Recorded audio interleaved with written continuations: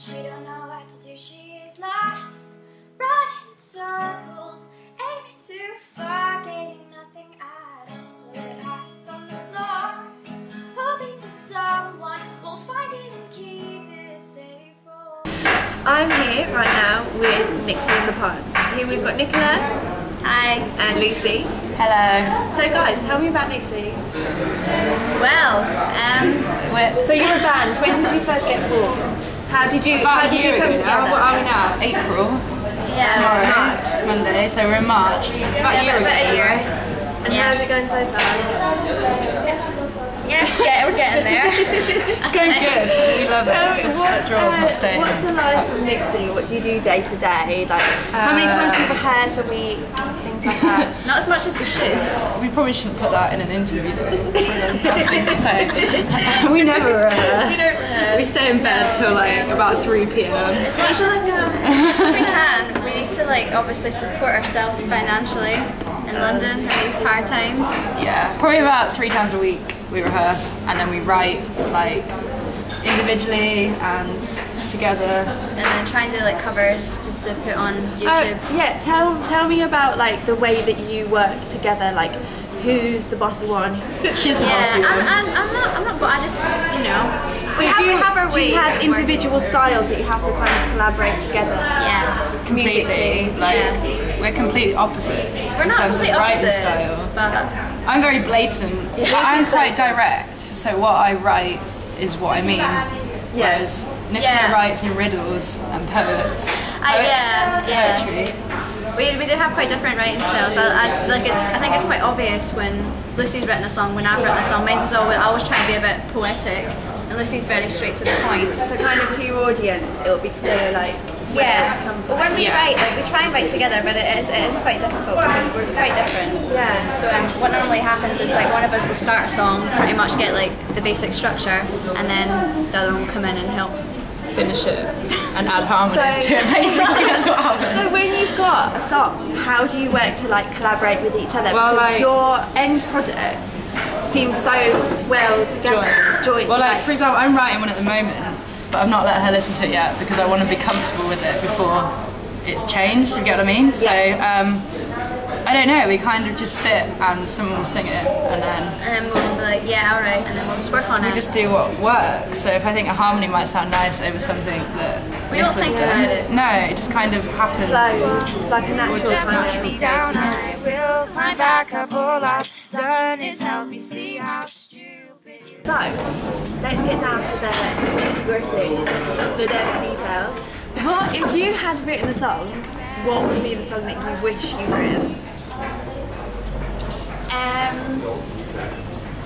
Amy Lou by First Aid Kit is just such a good song. Good choice. We covered it not recently, but it's just the lyrics are just so good, and it's just got such a good melody, which is really good. Something that you really feel you can relate to, lyrically and... Well, I just think it's really intelligent how they speak about Johnny Cash and just everyone like that. I like it. How about you, Lucy? Pastel, let's see with. I'm obsessed with him at the minute, but there's a song called Song for Zula, which I've found, and it's a beautiful song, and it makes my soul weep, and I wish I'd wrote it.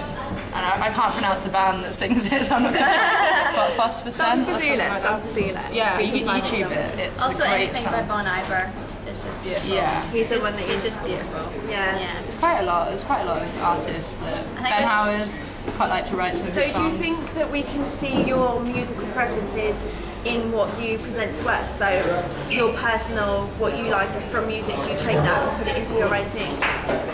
I think we like to think we do. I don't know if we do. It never works out that way. I will be like, oh, I want to write a song like this, and then it'll turn out completely different. They're like, who are your musical influences? But We've got musical influences, but whether they sound anything like the style that... It's just something that inspires you to carry on creating the music that you do, I think. Yeah, definitely. If I listen to a song that I like, and then I'll be like, oh, I'm inspired to write now. Yeah. So to your audience, what's the kind of message you're wanting them? What do you want your audience to feel when they're listening to your songs? Peace and love, man. And I just feel something, I guess. It'd be a really cool experience to hear the audience sing stuff back to you. I think that would be just amazing. That kind of... Yeah, they know it. But like when we gig and stuff, and then people come up to you and they're like, "Oh, I really liked it." That's nice. Just to know that they can like relate to what you're doing in some way, or they appreciate what you're doing in some way. Yeah. That's the part. Just to get to know you a little bit better, Nicola and Lucy individually. I've got a few questions for you. So go for it. Here's the first one. Would you rather eat a spoonful of hair or have a tarantula on your face? Can your eyes be closed? Yes. Then tarantula. Tarantula on your face? Yeah. Really? No, I couldn't do that. What Yeah, about you, I don't like Lucy? Tarantula on my face. Rather than eat a spoonful of hair? Rather than eat a spoonful of hair. Okay. How can you eat a spoonful of hair? You just choke on Hair it. does have a lot of protein though. I don't know, still. you know What when you kind get of it hair? stuck. I don't know. Yeah. Wait, from what area? Like gourmet hair. Okay, moving on to the next one, right. Would you rather have jelly for tea or ice cream on your head? This is constant. How could you eat jelly? That's the question. Would you not get hypothermia if you had ice cream on your head? That's not something we're looking into. I'd That's rather what I have need. jelly for tea. I need to know the specifics. Jelly for tea. Jelly I like for tea. jelly. I don't know even how to speak properly. I'm gonna go for ice cream on the You head. have to speak. Jelly. Okay, cool.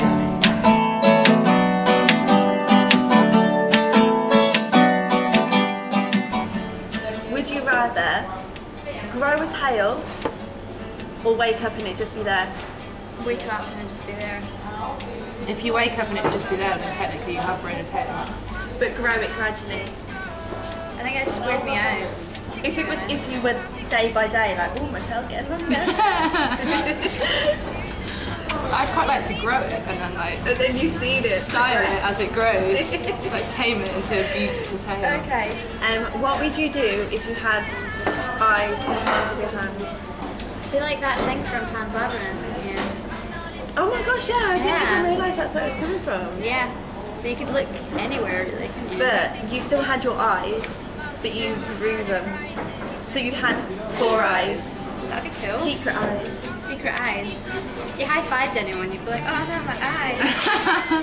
If you could only listen to one song ever, what do you think it would be? I'd probably listen to John Farnham's You're the Voice just because it's really epic. It's got a bagpipe band. It's got a bagpipe. It's really epic. It's got a It is, bagpipe. it's such an epic song.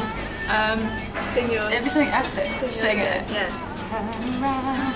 Every now and then I Have a bit of fun take the with clips of the that. heart. We went for 80 songs. Yeah, something epic. happy because I listen to depressing stuff usually, and if I had to listen to that every day, I'd be in a bad way. Okay, finally, just to end on a happy note, what would you do, guys, if you discovered that the other one had grown an unhealthy obsession with you, yourself? She has got an unhealthy obsession with me. Oh, She's yeah. moved into my house and everything now. I can't get rid of her. She's following you everywhere. Can't get away. It'd be a She's bit like licking my strange. windows every night. Licking your windows? What? Yeah, That'd be a bit deal with it. I'm just dealing with it right now.